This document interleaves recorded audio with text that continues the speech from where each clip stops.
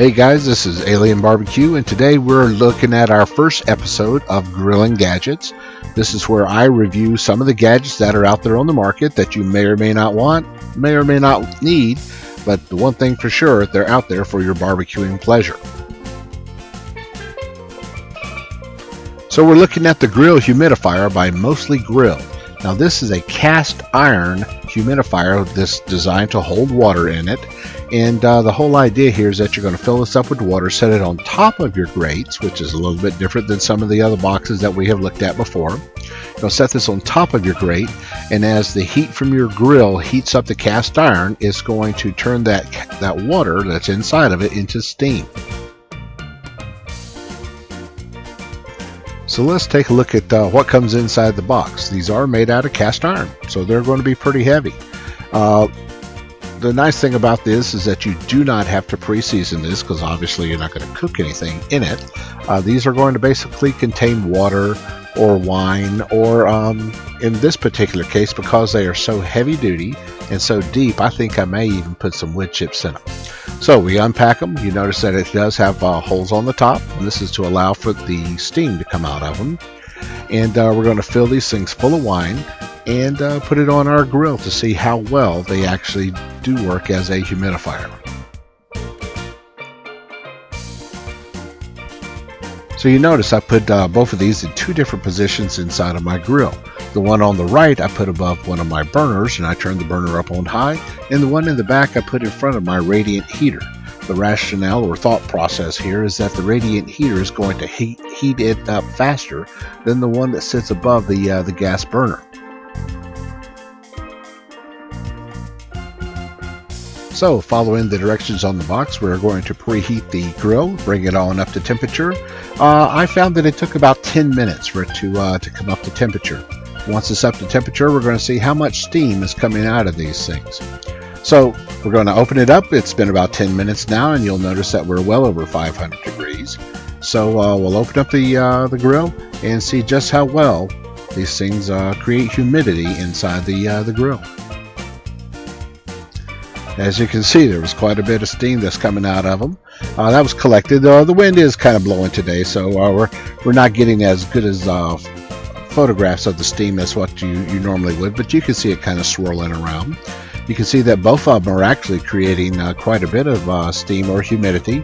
So it works as advertised. This is a good product for creating humidity inside of your grill, and I would recommend this product if this is what you're looking for, to create that humidity or that humid environment inside of your grill.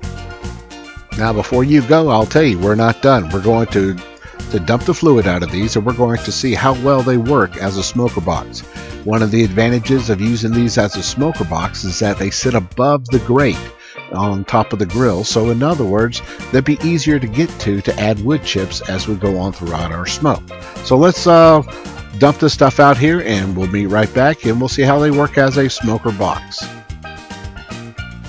So I'm only going to fill the wood boxes with just a little bit of wood in it, because this is just an experiment. I just want to make sure that it is going to work. So I'll put a little bit of wood in it, and then we're going to take our tongs, and believe it or not, I'm going to actually use a pair of channel locks on this, because we have already preheated the pieces of metal, and they are pretty hot, so we're going to use the channel locks. We're going to take that and the tongs, and we're going to put the lid back on it, and then we're going to move it over into its correct position.